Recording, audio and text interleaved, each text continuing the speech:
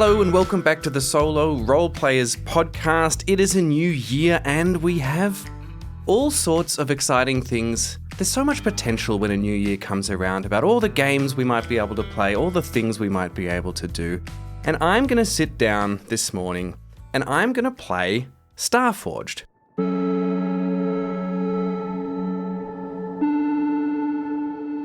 Now, Starforged it's a little bit different than the other style of pull the book off the shelf and play stuff that I've done. Not really, but it has a really, really laid out procedural structure for you to be able to play. And a big part of that, if you're not familiar with Ironsworn or Starforged, and I actually haven't played Ironsworn. It was one of the first games that I bought when I sort of discovered the solo RPG hobby, but I didn't even read it, actually. I think I was sort of in that stage. I didn't really know what it was. I didn't know what I wanted, and I was just sort of buying a couple of things and, watching lots of YouTube videos, as many of you are familiar with. And those of you who've taken on the Solo RolePlayers Challenge have now succeeded over. Anyway, if you don't know, Starforged and Ironsworn, they have this way of setting up what are called your truths. And that's basically it gives you a loose outline for what your world is going to be. And you can choose what these things are. There's actually not tables upon tables upon tables. I think in this, there's for each category, so you might have magic, religion, communities, those kinds of things.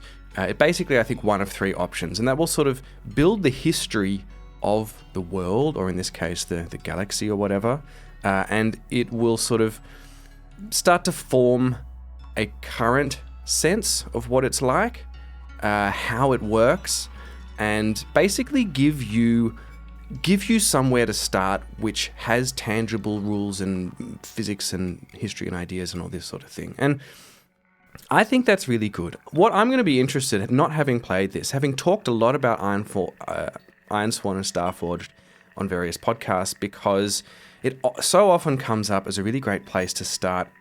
Although a lot of people who I talk to say, I'm not sure it's a great place to start because it is a big, 400-page book, and that might be a real turn-off for people. Although I'm coming in now with a little bit of experience of solo RPGs, and I'm finding it really, really clean and easy and straightforward to get started, just by the nature of how prescriptive it is, while also pushing triggers for your creativity just at the right time. So I'm following a really simple, clean list of instructions, yet my world and universe and sector is already completely unique.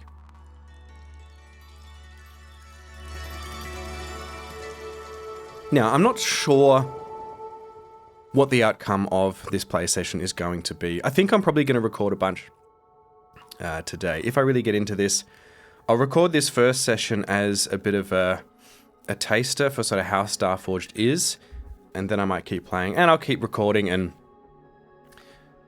well, you may know already how you might be able to hear those other recordings, but that's a conversation for another time. Again, in podcast, recorded audio, time is meaningless. I'm bringing you in here, well, in fact, it is the very end of this setup structure. So we went through when we rolled up on some of these truths. I did my usual thing of flicking through the book and seeing something that looked interesting. And one of the first pages that I came across, I saw this, I don't even think I can find it now. I saw a picture of maybe it wasn't even a picture, maybe it was just it might have just been a word. And the word was shepherd. And a shepherd is like a big space stingray. I actually don't know where they are now. Maybe there was a picture, maybe there wasn't, but it must have been a picture. Hang on, I do want to find this. Sky Roost. Void Shepherd. No, it wasn't even a picture, but just the Void Shepherd just sounded really evocative and cool to me. And so I looked at that and it said, it's a graceful spaceborne creature, shimmering torpedo-shaped form, energy-laden fins. They cruise within the boundless depths, lead the way, and protect the pod. It actually doesn't say they are. That's amazing. It doesn't say that they are stingray-looking things, except this entire time in my head they've been this massive stingray-looking thing. So that's clearly what they are. In fact, you know what's interesting? It was a while ago I flicked through this and sort of started the idea of the shepherds. I swear I can see the picture of the shepherd, the void shepherd, and it does not exist. That is a really wonderful thing about the brain, isn't it? Anyway, so I flicked this, I saw this void shepherd, and I pictured these graceful stingray-like creatures. If anyone played Demon Souls, there was one of the bosses, or one of the whatever, was this massive, what was it called? The Storm King, I think it was. This huge, floating, flying, graceful space stingray. And that's kind of what I'm picturing. As soon as I saw Void Shepherd and I pictured this thing, I thought about, well, what about if these creatures are really important and special? Oh, helicopters are back. I then started looking at the truths, and one of the first things that came up was... So there's the cataclysm, and that sort of says how the... I'm just going to wait for this chopper to pass. Hang on. There are bushfires nearby. The choppers are dropping water on them.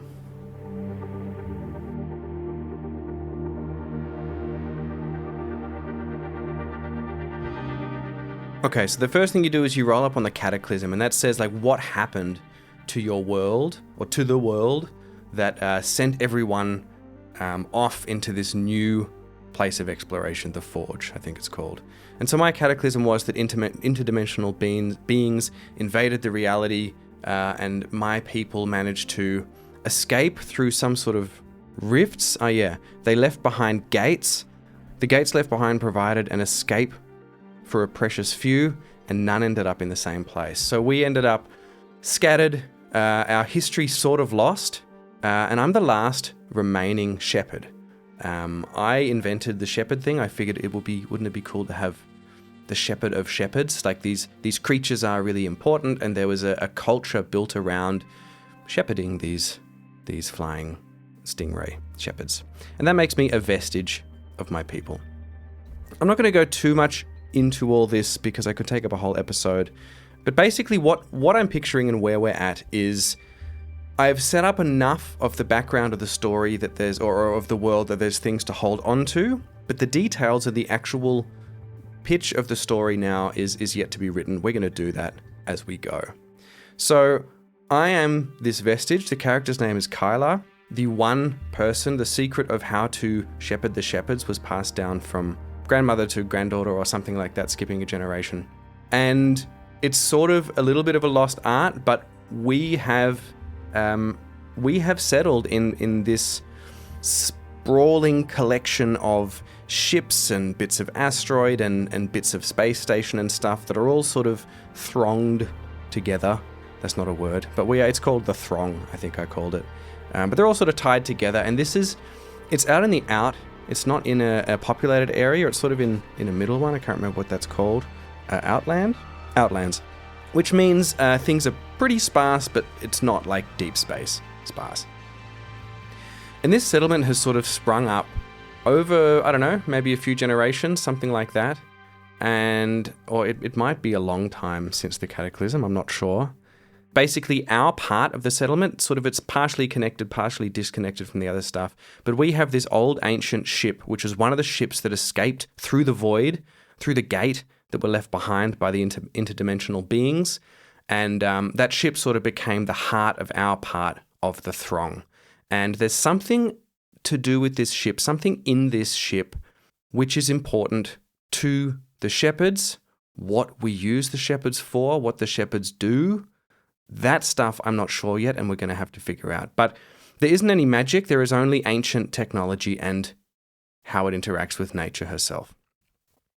So that's kind of where we're at. And something has happened. We rolled up, we have a ship. The ship is called the Dark Heart, and it was, or is, the center of the Throng. I think it is the center of the Throng. Think of it like a temple, maybe. In a village or something like that. It's sort of the hub of this small suburb of the Wayward Landing, it's called, which has thousands of people, thousands of inhabitants. And The first thing I rolled up on it was that it's a courier, a fast transport ship. Originally, it's become a bit of a beached caravan. The first look is that it has obvious damage. I think that's just because it's been built upon as a stationary place rather than a spaceship for generations. It's called the Dark Heart, and we need to take it away. I'm not yet sure why, we're going to find out, but we need to rebuild the ship, fix the ship, and go off on an adventure. I think that the shepherds have been taken. I think that the shepherds that we've looked after for generations, who are super important to our religion, maybe even our technology, maybe it's something more important than that to nature, they have been stolen or disappeared somehow. And it is Kyla's sacred duty to protect the shepherds. And so she needs to get this ship up and running again so that she can go and find them. That is as far as I've got. Well, that was as far as that I sort of had. I made up some bits there at the end, which I think sound cool. Made my character. Last night, when I sat down and picked it up for the first time in a while, I spent quite I was doing bits and pieces of the truths in the evenings, just leisurely, wasn't really rushing to play. Now, however, I have sat down and I have set up my sector map. So I've rolled up 3 settlements. We have the Wayward Landing, which is this place, this throng, the sprawling thing. It is tolerant and welcoming. These are adventure seekers. This is people who, this is like the frontier of a new horizon. And so there's people here, there's sort of constantly, I mean, maybe it has trading projects as well. So I think people are constantly coming in from the Forge, maybe. And this is sort of like the gateway to the rest of the universe. And people come here to explore and discover new things. We also have the Kepler station, which is kind of nearby. That's got a population of hundreds, so it's smaller. And it is orbiting the Salida ice planet, which we don't know much yet about, but we will when we get there. It doesn't have any particular authority, and its purpose is exploration and research. So it's sort of a natural offshoot of the Wayward Landing, I think. And the third settlement that we rolled up is something called the Spire, and that is planet-side on a rocky planet called Eos. It has very few, the population is very few, the authority is oppressive, and the projects are secrecy and environment. So this is some kind of this is some kind of a secret organization who are doing some sort of research, experimentation, something good, something bad, probably bad. In the Spire, something about the environment. Maybe they know about what's happening to the shepherds. I will come back to a few of these background things about the truths. In terms of war, resources are scarce, and advanced weaponry and tech is really rare. So I really like that. It's like sort of retro space stuff, where everything's sort of maybe falling apart and sticky taped together, that kind of thing. Laws and governance varies across the settled domains, but bounty hunters are universally recognized. So there are bounty hunters around. We will probably run across them. As for religion, some pay homage to old gods out of habit, but it's not a driving force. Religion is not a driving force of the universe. For us, we have a reverence for nature and the way, which in a way is the oldest religion. Okay. Importantly here, and this might have to do, this might be important to what we're looking for, what happened to the shepherds, but ancient vaults from the Ascendancy have been appearing seemingly at random. And we hold a piece of ancient natural technology with the shepherds since the beginning. So I'm not sure what that is. I think that's something in the ship. I think that's something in the Dark Heart. I'm not sure if we fully understand what that is, but it's got something to do with the shepherds. And I think I'm having an idea. So, let me get to where I was last night then. I had to roll up what were some settlement issues or settlement problems at the moment. And what I rolled up was that there was a sabotage of resources. Oh no, it was sacred liquid. There was sabotage of sacred liquid or something like that. So what I think happened, the idea that I've just had, I think in this settlement, I think this whole wayward landing was based on my people that came who were doing who were shepherding. And I think the shepherds are actually producing some special chemical or liquid or something. Naturally, we're not like harvesting them or anything, but I think they naturally produce some sort of super efficient space fuel. I think it's a fuel. I think it's a fuel that's needed to be able to travel fast enough to get out into the reaches. I think there are probably other fuels that can be manufactured, but this is super, super efficient and can't be synthesized really, or at least a key component of it comes from something that these shepherds excrete or something like that. And so Kyla is actually much more deeply tied into Wayward Landing as a whole. She's not a leader. There are other people doing the leading, or I did say I don't think there's a strong government here or anything like that. I think it's a pretty large villagey sort of feel. I think law sort of works itself out. That might come up later, we'll see. But I think that's what happened. I think someone has stolen the shepherds, or they have disappeared into a rift somehow, and our source of fuel has dried up, and that is a huge crisis for Wayward Landing, because that is the reason that people come to Wayward Landing and trade and support the communities here, support it to be able to survive before they go and head off out into the outer reaches of space. So that's where we are. The first thing we need to do now, and this is the last step of sort of getting started, is now we need to create a local connection. So this is going to be an NPC or something, well, it is going to be an NPC, who we have a relationship with of some kind, and they are going to be a starting spark to the story and how we take off.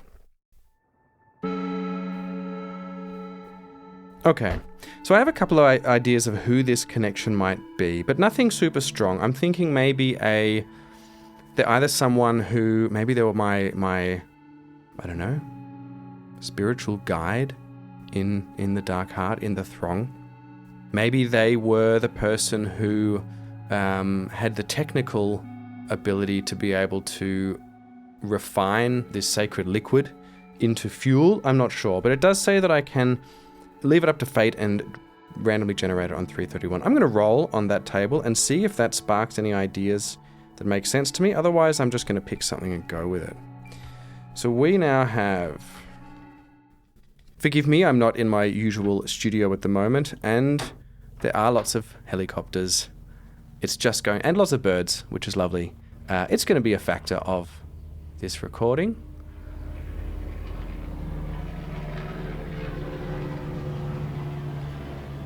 I really hope this fire doesn't get too close.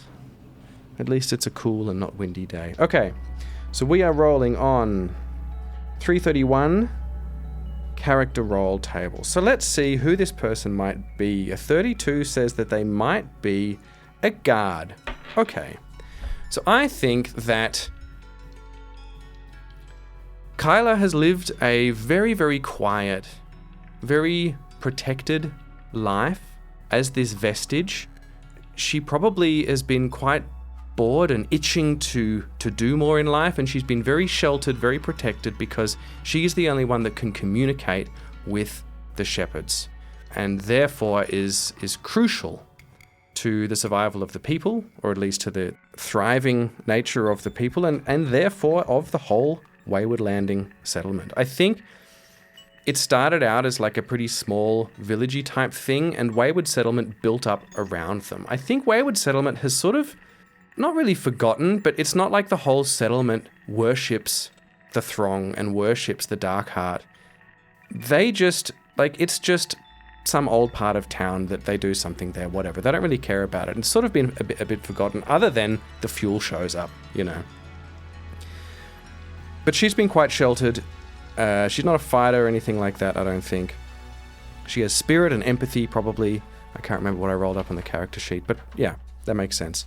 And her guard. So I think the guard is like, if you think of, I don't know, fantasy or kinds of stories where you've had this sheltered royal or something like that, and they're sort of like the guard and the advisor and the teacher, and they're the wise person, and they sort of have been tasked with looking after this important figure, in our case, Kyla of the Dark Heart. So that's who it is. It says now to write this up on our connections. Let's name them. So, character name, this is 88 is Talia. Talia Hendricks. Yeah. I'm going to go with the next one, Akiro. So, Talia Akiro. I'm yet to see what the yes-no oracle is in this, because again, I haven't really read the rules. Until I find that, I'm just going to do basic mythic stuff and just or just roll a d6 or something. It's not really important. Now we need a roll. Her role is a guard. I mean, that's what the character role came up as. That's not really descriptive enough. I think she is the shepherd's aide. And in brackets, I'll put guard in case that comes up as an actual keyword. And so every shepherd throughout the generations has an appointed aide. I want to know... Okay, so my initial feeling was that the aide was going to be like an old wise gentleman with like a father-daughter relationship going on with Kyla.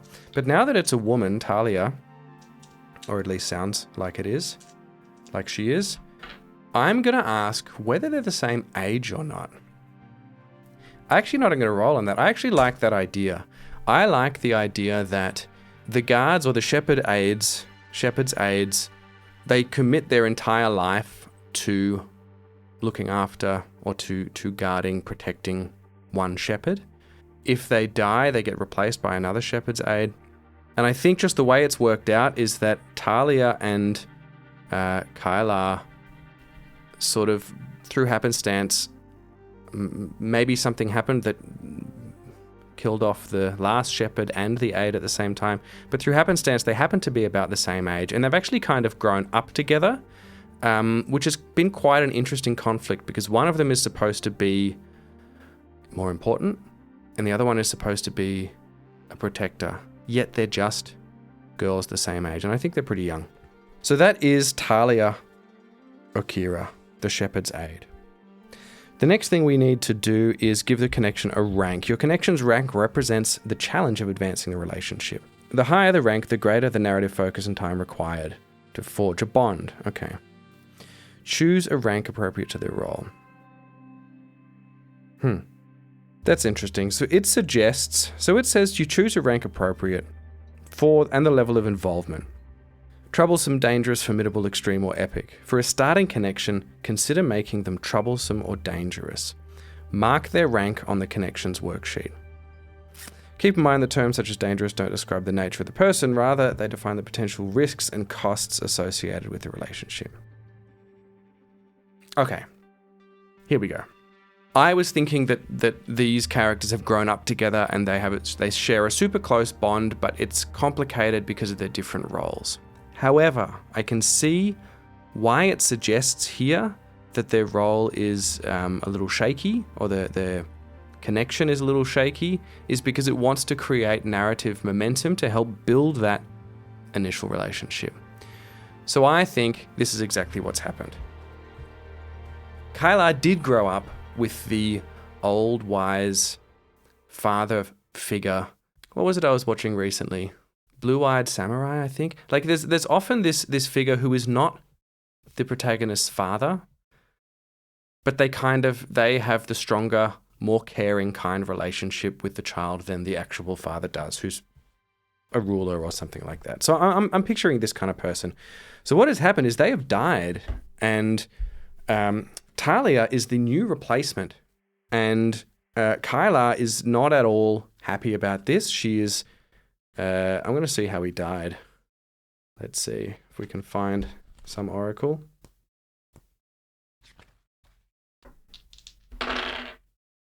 So I think it shouldn't be connected to the shepherds. That's something that just happened now, and it's been a little while since her past aide, shepherd's aide, died or disappeared. Maybe it was abandoned. So we roll a 50, which is guarded. Technology. Let's see if there's a theme. Withdraw and quest. Ooh, okay, that's better. So he abandoned her. He withdrew from his quest. I don't know what his name was. I don't think that's important just yet. If it becomes important, maybe it is. Maybe we're going to find him. But all we know is that Kyla was abandoned by her shepherd's aide. No shepherd in the history of their people had ever been abandoned by the aide. No aide had ever gotten up and left a shepherd. And he was a fantastic aide. There was absolutely no sign as to why he would do that. He left a very simple note, something along the lines of, I'm sorry, like super simple, no information. And he was just gone. And he named Talia as his replacement. And I think Kyla is in complete shock about this. She feels completely abandoned. Why would he leave her? No one has ever left a shepherd before. And she's heartbroken. And so she is really struggling to trust Talia. For this reason, it's obviously not Talia's fault, but, So that's where we're at with the relationship. Now, I don't really understand the troublesome, dangerous, formidable, extreme epic. Really, it says it doesn't describe their nature, rather the risks and costs associated with the relationship. That doesn't make sense to me yet. I'm sure it'll come out. So let's just go straight to defining the character. I'm going to look at these tables. I'm not necessarily going to roll because I have a pretty good idea, but let's just see. First look, I will roll. First look is accented. Okay, so maybe they're a little bit foreign looking. 25 is augmented. Okay. I'm going to pick stuff. I think accented is okay. They may be from further away. And maybe that's it's adding into the sort of distrust that Kyla has for her. I mean, mostly it's because she feels abandoned and she doesn't feel like anyone can replace her previous aide. But we'll go with just accented. They are meaning that she's just quite different from the people that have generally been around Kyla in her admittedly very sheltered life. She has to be with the shepherds at all times, basically. She hasn't even ventured out into the throng. She used to ask her aide to tell her stories of what was happening out there, and he sort of wouldn't give it too much. He said, it's nothing for your concern. All you have to do is know that you are helping all these people out there, but you need to concentrate on your job. The goal is to prove worthiness. So Talia's goal is to prove worthiness. Revealed character aspect. Okay. Cautious and angry. So she's cautious, but she's also angry that she's a young woman too, and she has not done anything wrong. She has been thrust into this responsibility that she didn't necessarily want. She wanted to be an adventurer. She wanted to go out and explore. And yet, due to her heritage or whatever, she's been thrust into this role of looking after this precious little princess shepherd all the time. And so she's angry about that and cautious. So it is a bit of a fraught relationship between the two. But deep down, she does want to prove, the proving her worthiness is not necessarily just about her worthiness to be an aide, but her worthiness to be an explorer. I think it is as an explorer. Okay. Then I choose the connection's home. That is, she is here where we are. The connection has a name. Maybe the call sign is just aid. The next steps, depending on your connection's role and the whims of narrative events, they might serve as a regular patron or associate in your story, or as an infrequent acquaintance. As you interact, you can find opportunities to develop your relationship and eventually form a bond. Meanwhile, whenever your connection aids you on a move closely associated with their role, you may add +1 and take a +1 momentum to hit. For now, turn the next page, wrap up your starting sector. Okay, so I think probably it's troublesome. I'm not sure what that means, but we'll just go with troublesome unless it doesn't make sense. And we'll go with something else. So that's longer than I thought. That was really only 2 pages. But that's okay. Okay.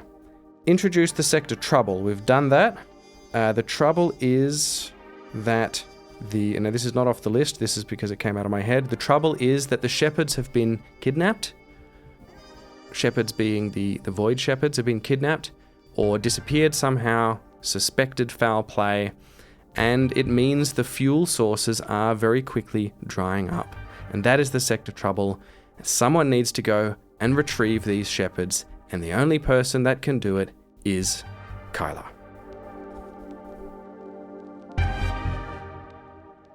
Your starting sector is done. As you explore space and visit settlements, you'll add additional detail. Excellent. So that's it. We're ready to go. I don't know what we're not on a planet, so we don't have atmosphere.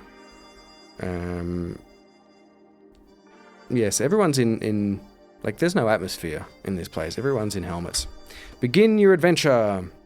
In this final exercise, you'll identify a trouble or goal worthy of an iron vow and set out upon a sworn quest. Excellent. I have asset cards, I have a character sheet, and I have dice. Use your journal or the printable progress track worksheet in the Starforged play kit. I think I'm going to set this up off mic. I'm going to have a little break anyway, and then we'll come back once we actually start playing the game. I thought it'd be good to give you a little bit of setup, a bit of an idea of how this establishing stuff goes, and then a little bit of play. And that's what we're going to do when we come back.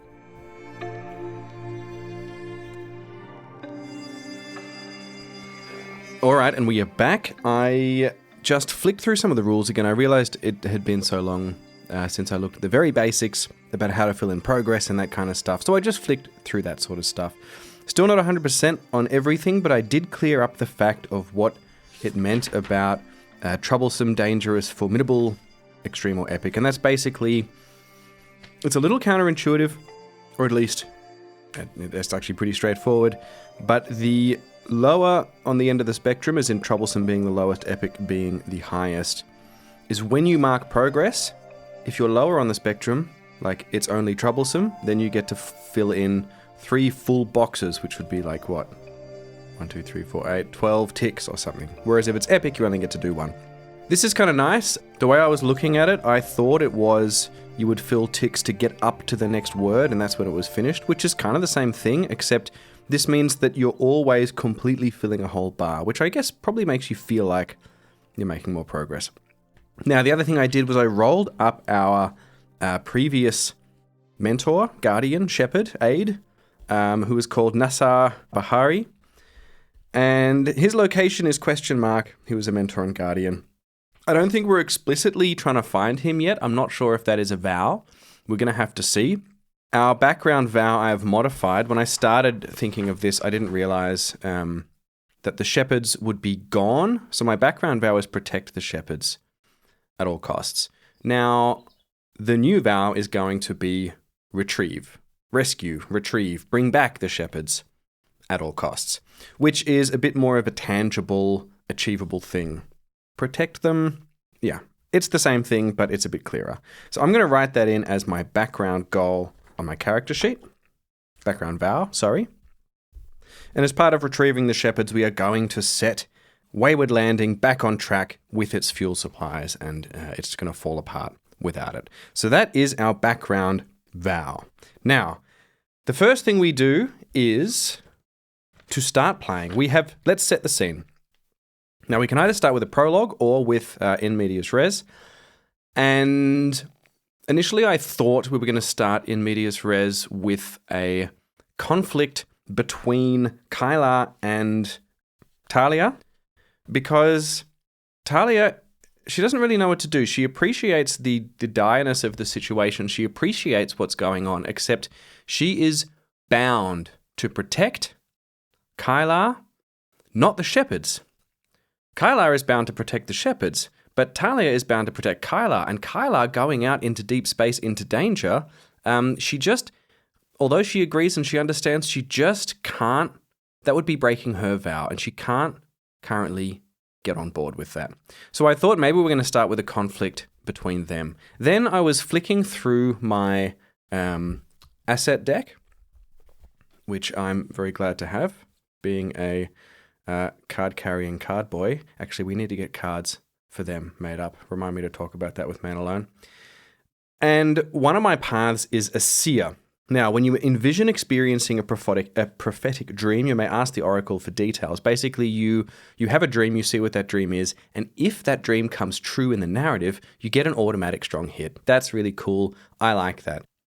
Our scene starts with us having a prophetic dream. We're going to wake up in the middle of the night. Outside of this, the shepherds are already gone, but haven't been gone for long, maybe a day or two, and we are still in the process of working out what the hell we're going to do. I know the first thing is going to be to fix the ship. I think Talia won't stop us fixing the ship, but she will try and stop us leaving. So, that is the scene. We're going to start with our dream, and then we're going to go into swearing our first iron vow. Ask the oracle. Let's see. This one I'm already coming back to lots. I don't know about bookmark. I really like just a tangent here. How do you guys feel about spiral bound versus non-spiral bound? I really like the practicality of flicking through them and stuff. At the moment, it doesn't really bother me on the shelf because I have plenty of books that do look good. This is a particularly nice middle ground with Starforged because you have the nice, beautiful cover of the Starforged hardback book and then the spiral bound just as an extra thing. That's great. But it's harder to bookmark. I got some little sticky things. Maybe I should start trying to use sticky things. Okay, so what is our dream? We can either use action, theme, descriptor, or focus.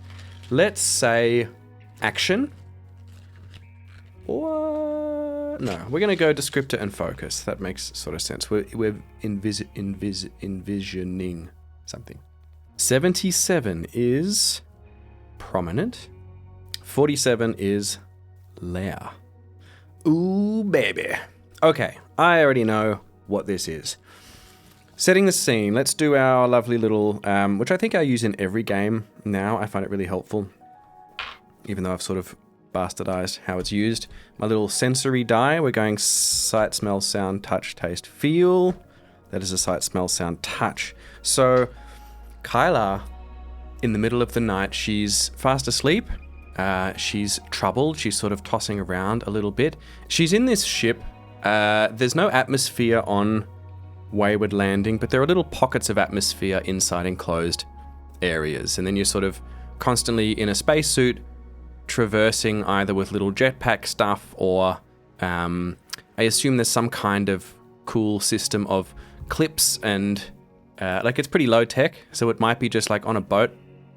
I used to live on a boat, and when you were out on the open sea, you always had to clip your harness to these lines that ran along the side of the boat. And so I think it's a bit like that. There's all these little walkways and stuff, and you're sort of clipping onto things as you have this sort of partially magnetic stuff going on, or some sort of clipping system, so you can sort of cruise along, walk along, or just float along on these lines, safety lines. And then when you get into the areas, everything has a little mini airlock, I assume, and you sort of go and take your suit off, whatever. So we are out of our suit. We're in the Dark Heart, which is a decently sized ship. It's kind of like house-sized. It's a courier ship, and it's very much like a settled caravan, you know, like caravan with the wheels off on blocks. It's had stuff sort of built onto it that's not part of the original structure. Anyway, we're lying in our quarters, and we feel, in our sleep, we sort of feel this cold, sticky sensation, well, not sticky, but like cold sweat sort of sensation of our back, and we sort of feel our muscles tighten and everything as we're in this sort of space half between sleep and wakefulness. And we picture this, what was it called? Something layer. I can't even remember. I think it was prominent layer. It doesn't matter. But this layer is, so she pictures this. Okay, I'm tempted to think that it is this spire. Something to do with this spire. She has a picture of the spire on this rocky planet, which is this sort of secret organization, something secret going on about the environment. And she pictures the layer. She doesn't picture anything in it. She pictures this spike, like that, almost as if a spike had been driven through an apple or something. This spike protruding from out of this rocky planet, really unnatural, appears to maybe go under the ground as well. And she pictures that from afar, and she has this really strong feeling that she needs to go there. Now, I think we have to be a little bit more specific about the scene because, that she needs to go there. And she pictures flying into the atmosphere, coming up to this spire. And that is her prophetic dream. And that means when that happens, we're going to get a strong hit, which will probably be that we can find the place, that we can navigate our way there. So good. That's how it starts. She wakes up in the morning, or she wakes up in the middle of the night in a cold sweat and sort of ponders this vision and what it means. And she knows that she needs to get started. She was on the ship and the ship was flying. And I'm not sure she realized the ship was capable of actually flying. And so she realizes that she needs to get the ship fixed. That is our first vow. The vow is repair the dark heart.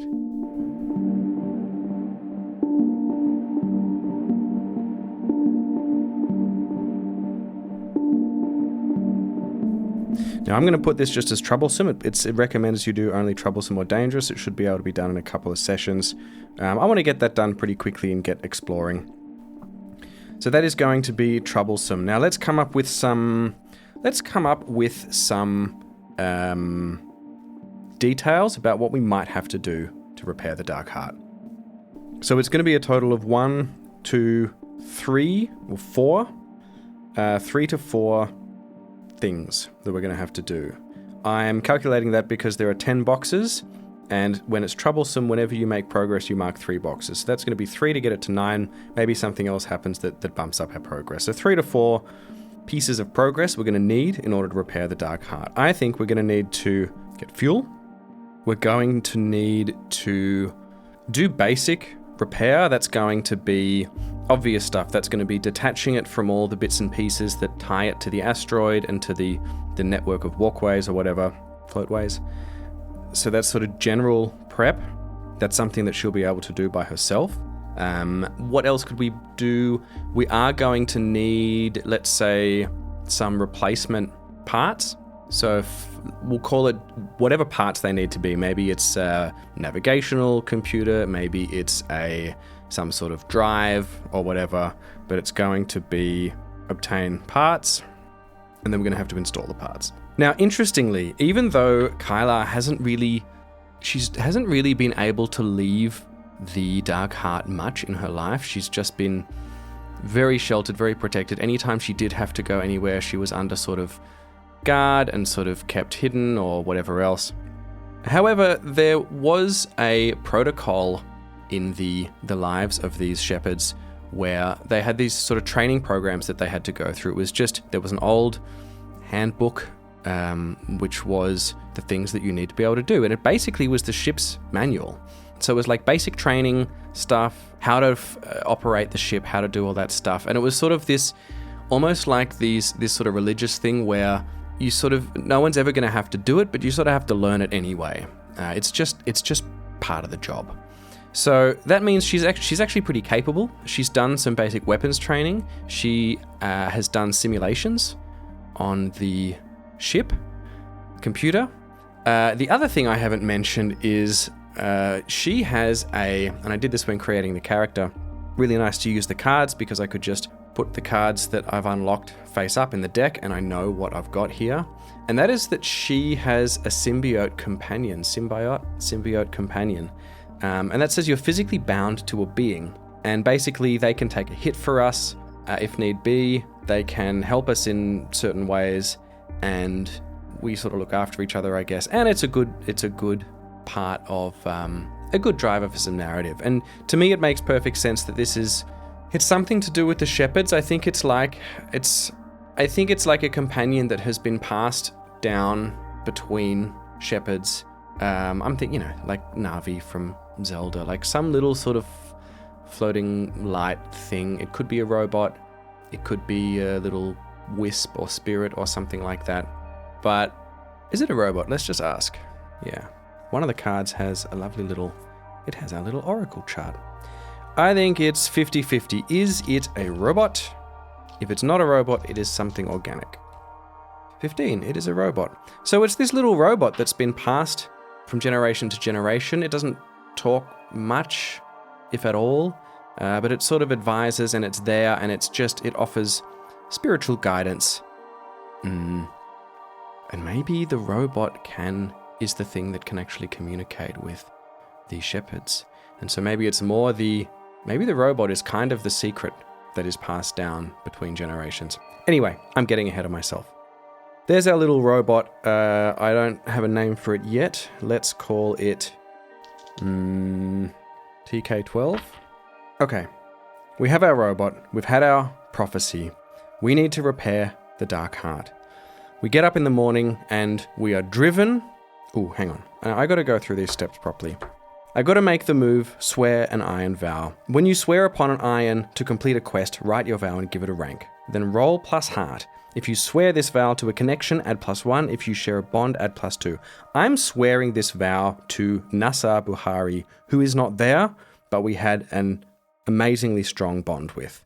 And I am not only swearing it to him, but symbolically then to my entire people and purpose and history and all that. So that means that's definitely adding a +2. So how this works, I'm going to take a D6. That is going to be my challenge die. I get to add heart, which for me is 3. And then I get to add another 2 because of the bond that I share for the person that I'm swearing, or because I'm swearing it. I roll a 5. We add 2, makes it 6, 7. We add heart, which makes it 10. I now roll the 2 challenge die, and if they are under 10, they will be considered a success. If both of them beat the challenge die, i.e. are under 10, it will be a strong success, strong hit. If one of them, a weak hit. And if I roll 2 10s, I will fail. I wonder what my starting momentum is. Oh yeah, it's +2. I did look up momentum. We'll talk about that when it comes. We could use that. We could burn our momentum if we fail, if we did roll 2 10s on this. Okay, here we go. Swearing this iron vow to repair the dark heart. Oi, that is 2 and 2, both of which are under our challenge of 10, and it matches also under the challenge. Now let me see. On a strong hit, you are emboldened, and it is clear what you must do. Take 2 momentum. I am now on 4 momentum. That's good. Envision the vow, swearing the vow, write the vow. Okay. Grab the dice, score a strong hit, take 2 momentum. You are confident, your next steps are clear. Envisage what this means in the context of the situation and play to see what happens. So I think that's clear. We've established exactly what we need to do. She knows where she needs to go to collect this stuff, I think. What I want to know is what happens now with this rolling doubles, which I know is something cool. I think it's basically a crit. Here we go, rolling matches. Some moves, assets offer specific outcomes for rolling a match. Doesn't provide a specific result. You can still use it as a prompt to make something interesting happen. Match is a trigger and a twist. Create a new complication, introduce a new peril, or otherwise mix things up. Strong hit. The match should represent a twist in the narrative, something interesting, or a new opportunity. Twist in the narrative. Okay, let's see. So it doesn't have to be positive necessarily. Let's see what... Let's just roll a theme and see what twist this might be. That is 100. World. Okay, well, we need something more than that. Colossal world. That doesn't tell me much. What could the twist be? Okay. The twist is just that I had said that we're going to have to basically fight Talia to get out of this. The twist is that she has this crisis of purpose and what she'd have to do and what she's supposed to do, but she comes around and she basically decides she's going to go against her vow because she's decided that the most important thing is supporting the shepherd and not just mindlessly protecting. So she's going to go along and she's going to try and help repair the ship, and we'll see what happens. If she comes with us or not, I'm not sure. I think she probably won't come with us, but I think that's the twist. She's actually going to help us repair the ship, and she might even know a little bit about repairs. So we have sworn our iron vow.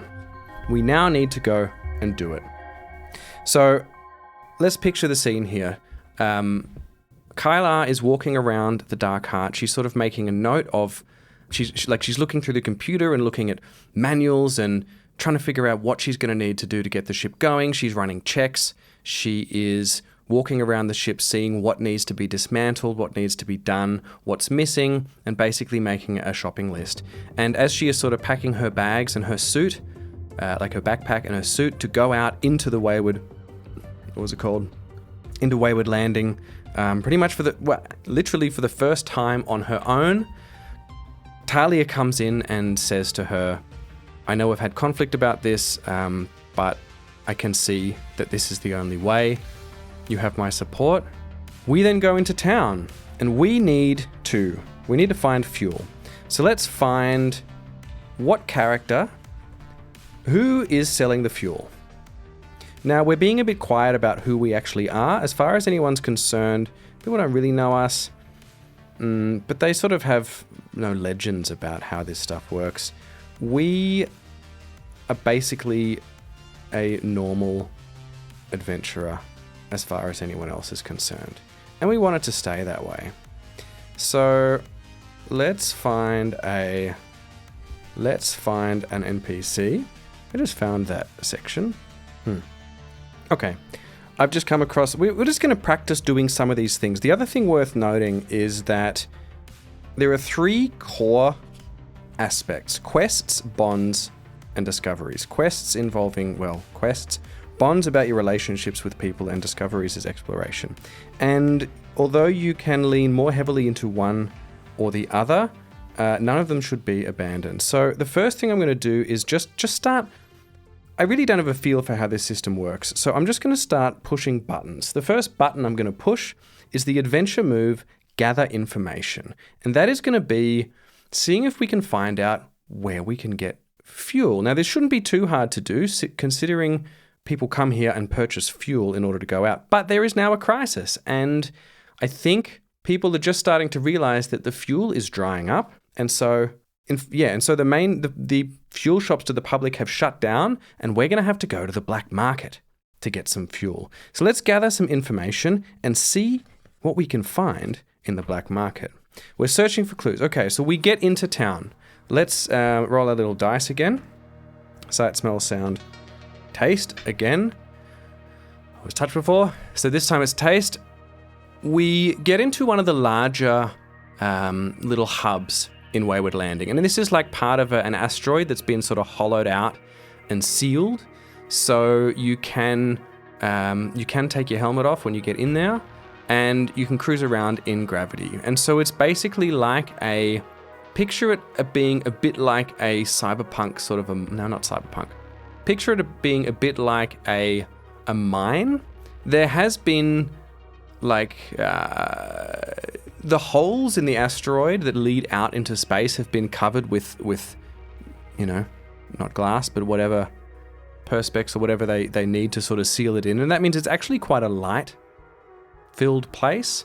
And there's lots of little levels. Everything is just sort of built up onto the natural formation of the asteroid. So there's lots of little steps going up and down. There's market stalls, maybe. There's just general sort of life going on. Think of it like the the shopping center in this part of the region, or the mall, if you're American.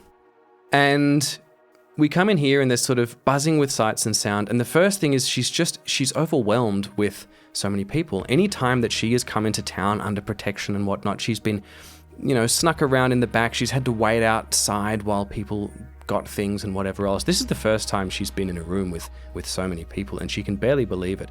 She can almost taste the scents in the air coming from the spices, the people cooking food. There's stalls selling animals and alien pets and companions, that sort of thing. So there's just this myriad of scents and tastes in the air. And actually, so that's the sense. The taste in the air is actually, she has never been in air that was a bit oxygen starved. There's sort of so many people breathing this air, there's more carbon dioxide in the air, and she can sort of taste this different quality in the air. And it's not enough to be dangerous or anything, but it's just something that really strikes her because she's never experienced it before. And so now she's going to try and gather information. She's going to sort of wander around, talk to people subtly, maybe, like she's asked the AI on the ship, like, for some advice of how she could find a black market or something. And so she's going to do that. She's going to wander around and see if she can sort of ascertain information. Did Talia come with us? I think Talia came with us because she's protecting us. She wasn't going to just go let us walking out. And she knows the area a bit better. Maybe she even knows some people who might be worth asking. So we are going to gather information. Now this says, usual way to do it. It says, use this move when you make a careful search or do fact finding. What you uncover may reveal the best path forward or introduce new twists. How does it differ from other moves using insider observation? Okay, so when you're forced to react with awareness or knowledge to deal with an immediate threat or complicated activity, that's face danger. This is not face danger because we're not forced to react. We are going into the situation.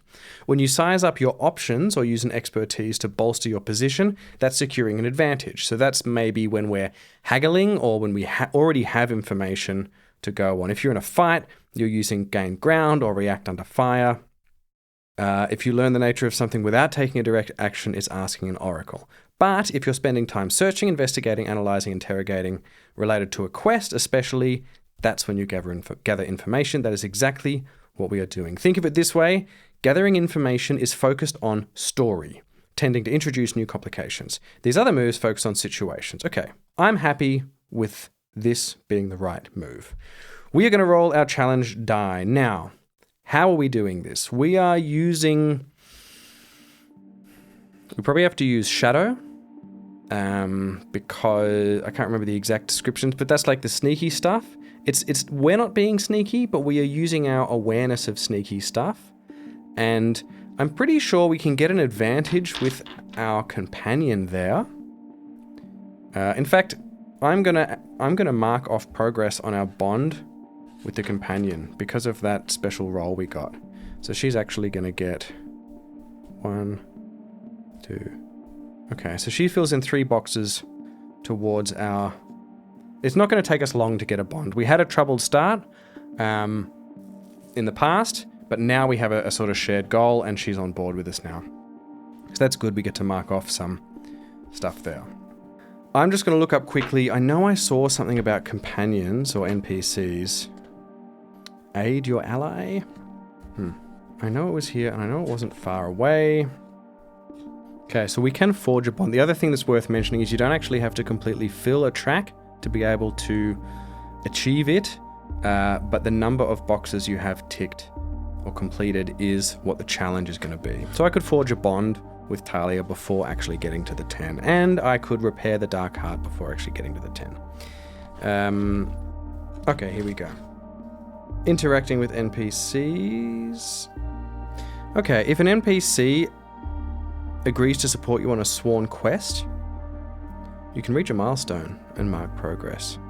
I'm going to do that for our main quest because she's now helping me.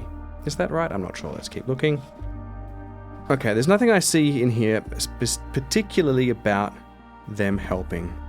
I think if you share a bond, then maybe, I don't know. So we're just gonna keep going. So we are rolling with Shadow. Oh, good. So we roll a 6 plus 1 for Shadow, and we will roll our challenge die now. And we get a 1 and a 5. That is a strong hit. Excellent. So we gather information. On a strong hit, you discover something helpful and specific. So they tell us that yes, and I think the information is going to get harder to get as the scarcity, like the reality of this fuel scarcity kicks in. But at the moment, we're able to ascertain the information. We probably have to spend something. I'm not sure if this is how it works exactly, but I'm going to reduce my supply by 1 because it makes sense to me that we had to spend something in order to do that. So we're down to 4 supply. That makes sense. That's fine. We got the information and we now know where we're going to get fuel. Because it was a strong hit, the path you must follow to make progress is clear. Envisage what you learn and then take 2 momentum. So we're going to take another 2 momentum. We learn the whereabouts of the fuel trader, and we've been given, like they've told us, make sure you tell them I sent you, and we're going to go and be able to get some fuel. I don't even think we need to roll to get the fuel because it was a strong hit. We're just going to straight up buy it. So we're going to go and find this person who is selling the fuel, and we're going to spend another supply in order to, again, don't know if that's how supply works. I think probably it happens in terms of moves. Okay, we're going to do one more roll because we had to, okay, we gathered the information of where they were, and now we have to, we've found them, and now we have to compel them to help us. Now we're going to use heart in order to do it. Oh dear, I'm glad we did. So that is, that's actually a fail.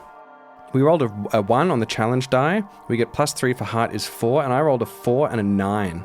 So on a miss, they refuse or make a demand that costs you greatly. We're going to pay the price. I think that makes sense. So they say, oh, we're not just going to give it to you.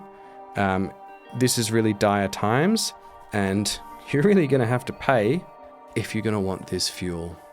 Now let me see what paying the price is. When you pay the price, suffer the outcome of the action and choose one. Make the most obvious negative outcome happen. The most obvious negative outcome to me is spending everything we have, all our supplies, well, everything of value. So that's not going to be all of it.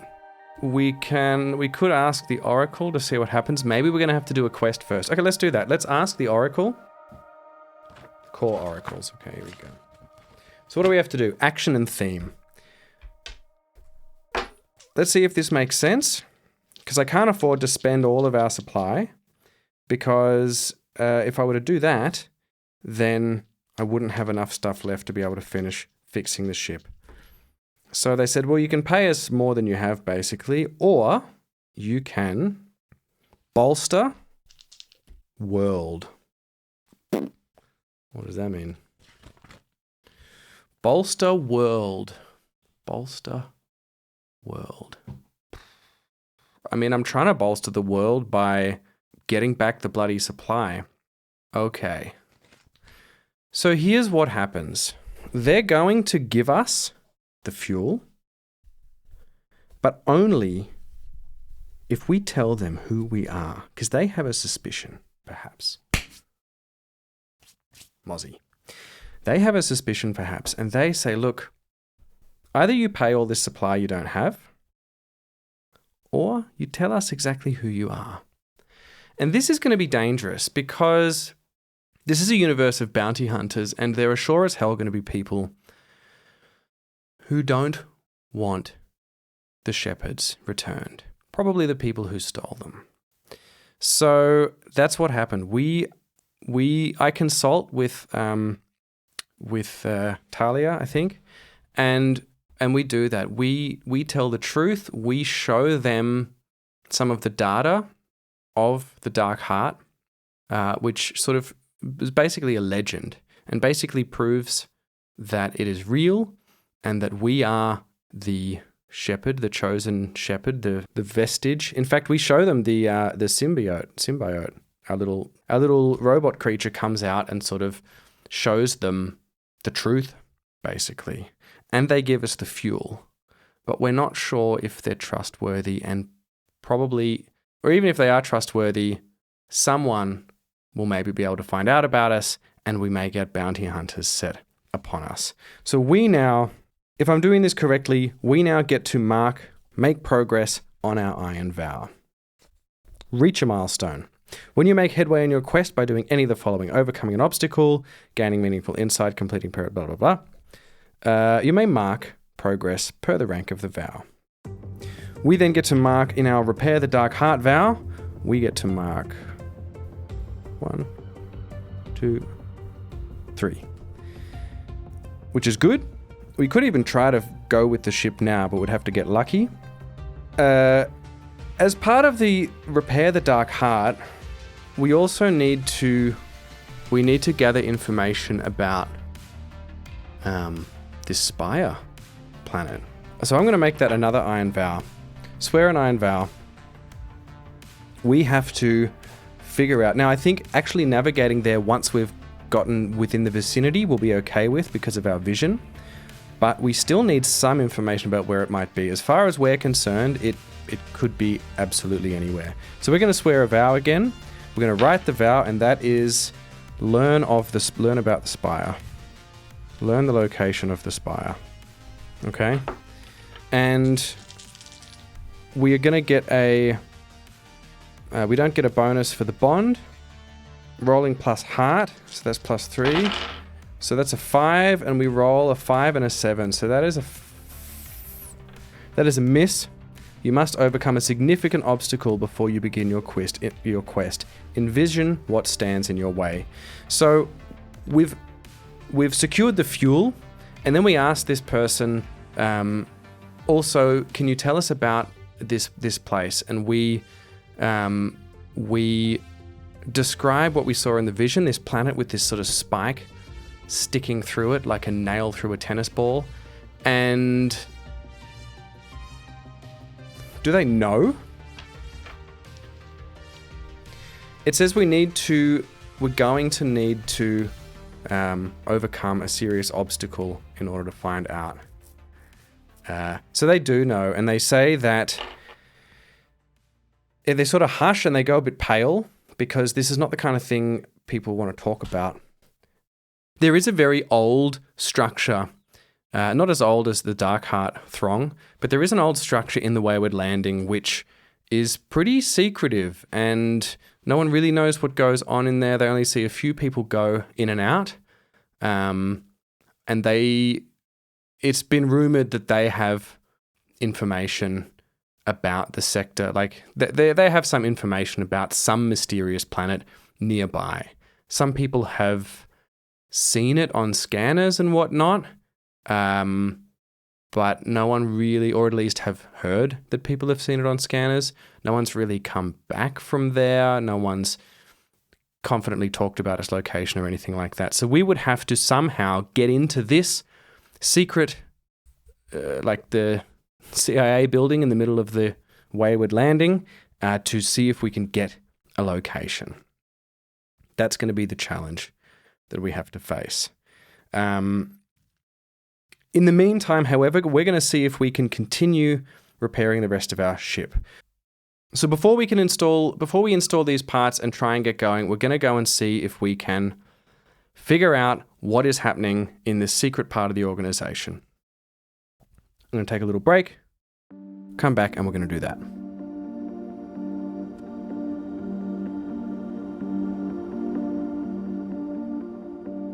I was just reminded of the importance of occasionally just stepping away for a minute, you know? Like, I wasn't super happy with the idea of having to break into a facility now and do some espionage thing to recover that. Like, that can be cool, and sometimes I like doing that, but right now in this situation, it didn't sit quite right with me, and so I just went for a walk, and lo and behold, other than seeing the biggest kangaroo I've ever seen in my life, like this guy was cow-sized, I'll see if I can go feed him something later. Other than that, I was just walking along and I saw a sign for, it's like a factory, not a factory, but like I guess it is a factory, out in the bush here, and they make, apparently, conveyor belts for mines. And the factory is called Never Ending Belt. And so, bam, straight away, I knew what the issue was with...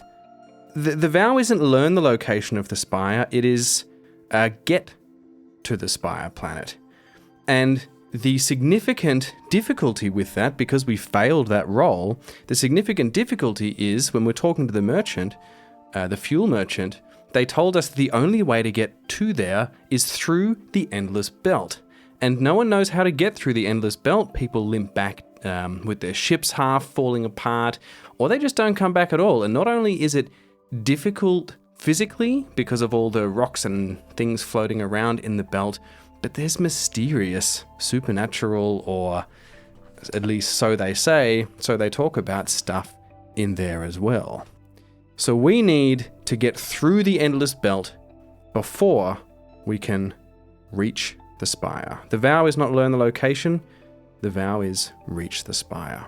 So that is what we're going to do. That means that all we need to do is finish repairing this ship, and then we can set off on the main thrust of the adventure to reach the spire, figure out what is going on, where the shepherds are. It has something to do with the spire because we saw that in a vision.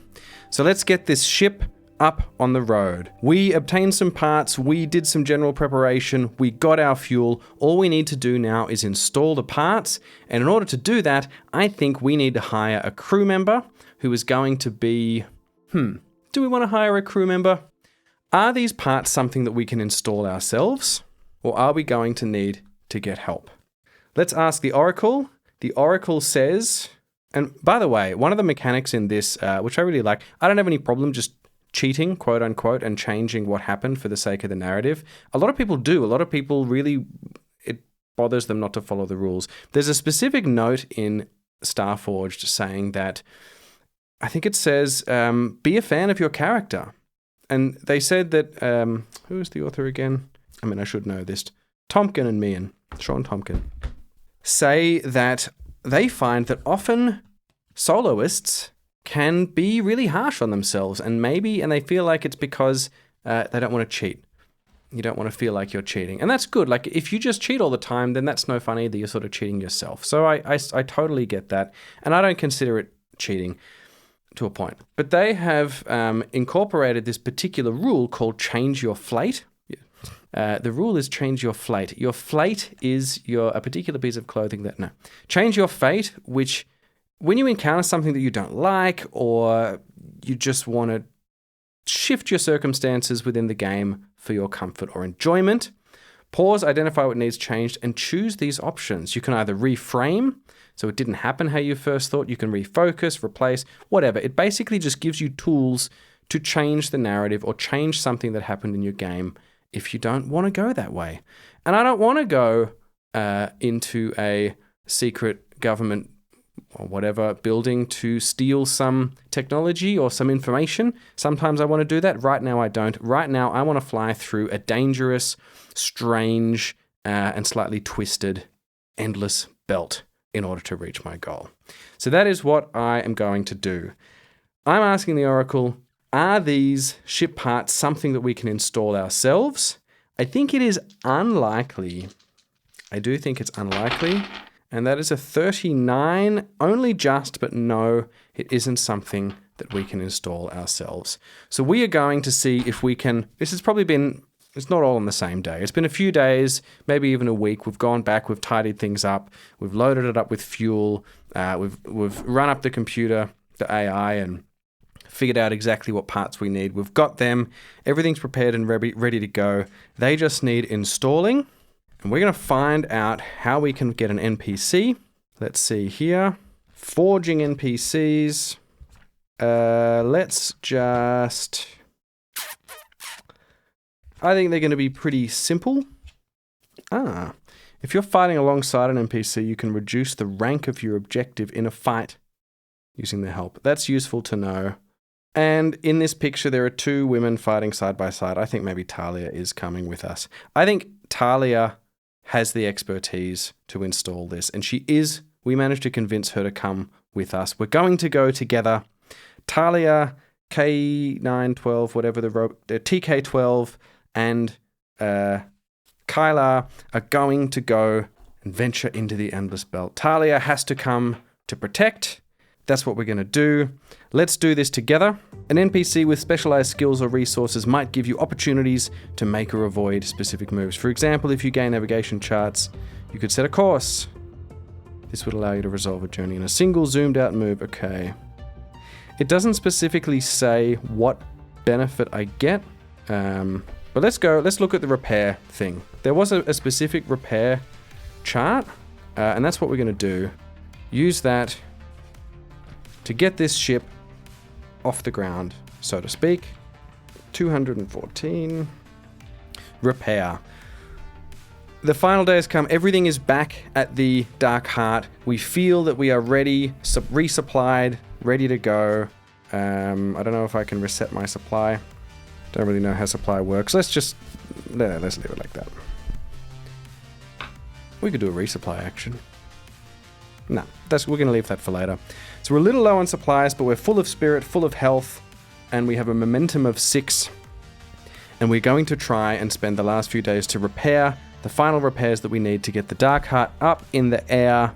When you make repairs on your vehicles, modules, mechanical companions, or other devices in visual, make your own repairs or direct to companion. Roll plus wits. Obtain repairs from somebody else. Roll plus supply. Interesting. So our wits are 2. I'm going to take a +1 because we have... I wonder if I can give her her own stats. We'll look at that later. I'm going to give us a +1 because she's helping us. So that is going to be a +3. The challenge die is a 2. +3 is 5. Now we need to roll at the facility. Okay, so we can either repair like in the field, at a facility, or in the field. This is in the field, I guess, unfortunately. And we're getting a 1 and a 2. That is a strong hit. That's really good. That means that we're going to get 3 repair points to spend. Let's just roll and see. We'll roll a D3 to see what the level of damage that there was on the ship. So that would be 3. So there was 3 damage done to the ship. So that means it's on I can't remember what the particular word is called, but it goes 5 down to 0. So it means it is currently on 2. We have 3 points. We can clear, and I'd say it's battered as well. So the vehicle is, I should have done this at the beginning, but the vehicle is battered and it has 2 integrity. We have 3 points. We can clear the battered impact, which costs 2 points. We fix 1 broken module, costs 2 points. Take 1 integrity, 1 point. Take 1 health, 1 point. Repair any other devices. Okay. Were there any components that were specifically damaged? Let's just say 50-50. Yes, there were as well. So we need to clear this, we need to get to full health, and we need to repair a component. If we want to roll with our full repair the Dark Heart thing, we have 3 points to spend. Let's say it's at a facility. It's not at a facility. We don't need to have full hull and integrity to actually fly. So it just means we're going to be flying with a little bit thing. Clear battered. We're still going to need to fix 1 broken module. Okay, so here's what we're going to do. We're going to spend 2 points to clear the battered. We only have 1 point left. Additionally, you may sacrifice resources and exchange 1 supply for 1 extra repair point. So we're going to sacrifice another supply, which gives us now 2 points, and that 2 points is going to allow us to fix the broken module. So we are now clear to fly, but only with 2 integrity. We can spend more supply if we want to increase the integrity. I think we're going to do that. We're going to be sort of going out. So we're going to increase the integrity by 1, which means that we are up to now 3 integrity.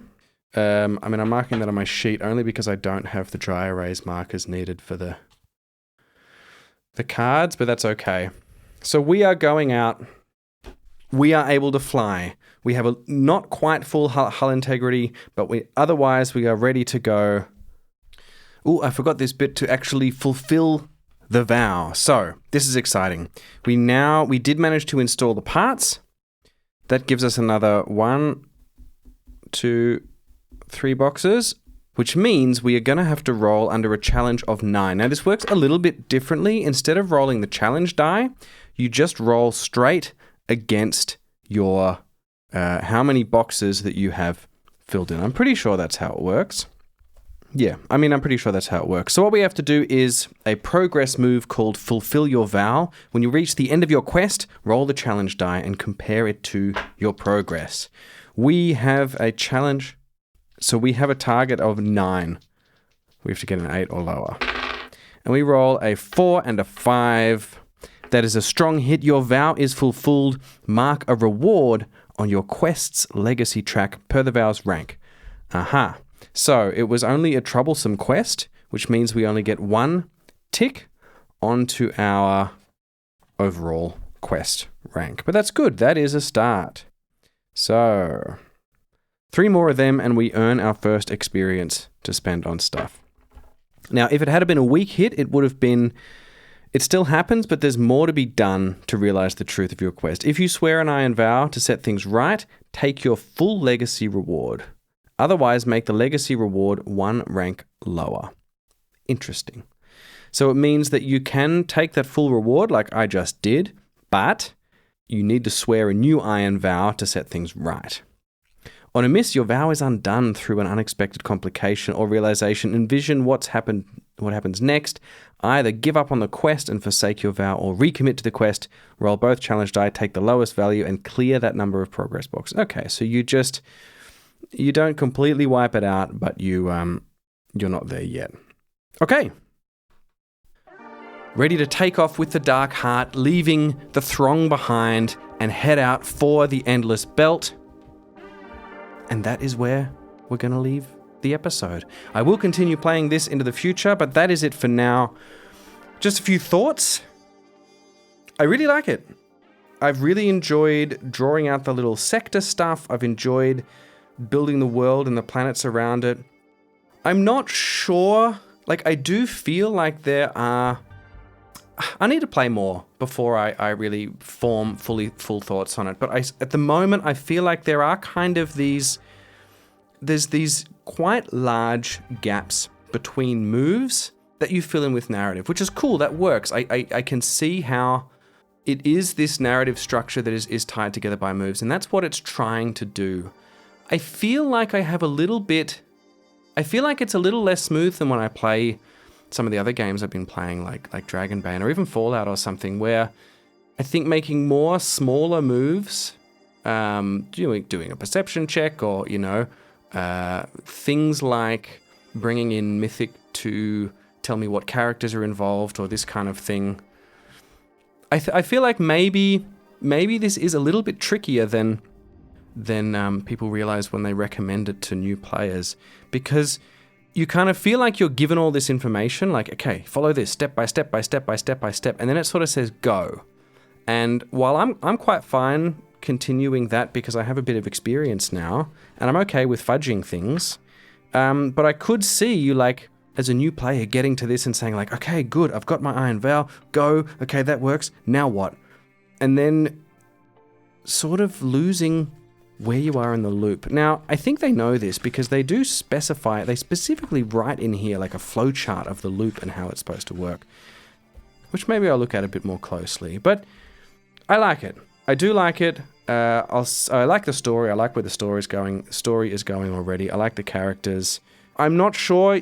It's the jury is still out whether these extensive move options are really good to help drag or to help pull the story along, or whether they are kind of, I don't know, they kind of cut you off almost in a way because they feel quite defined. I'm not sure yet. I'm not sure. Initial impressions, positive. Definitely going to keep playing this story and see how we go.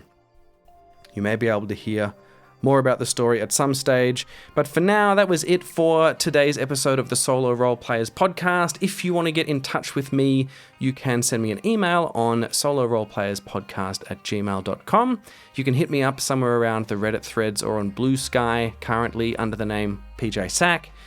Keep an eye out for some more announcements coming along the way. This is going to be the first episode released in the new year, but I am working on another episode surrounding the Solo RolePlayers Challenge, where I myself took on a little bit of a challenge, and I'm going to report on that and sort of combine that in some way, as well as give a few announcements about how I envisage this year is going to be. Some things I want to achieve in the year, maybe just some news about what's going to be happening with the channel. I'm always full of ideas. The problem is just getting them done. But I have some really interesting ideas of what I want to do on this and a Wasteland Story channel, and I guess I'm just calling it Solo RolePlayers channel in general, which is going to encompass all my podcasts, which is currently 2. There are going to be more. There are always more podcasts. Keep an ear out for that. I will release that in the next week or so, depending how long it takes me to get over my jet lag when I arrive back in Europe. Otherwise, keep reaching out to me. I've been talking a lot to listeners over the holiday period. It's really wonderful to hear from everyone.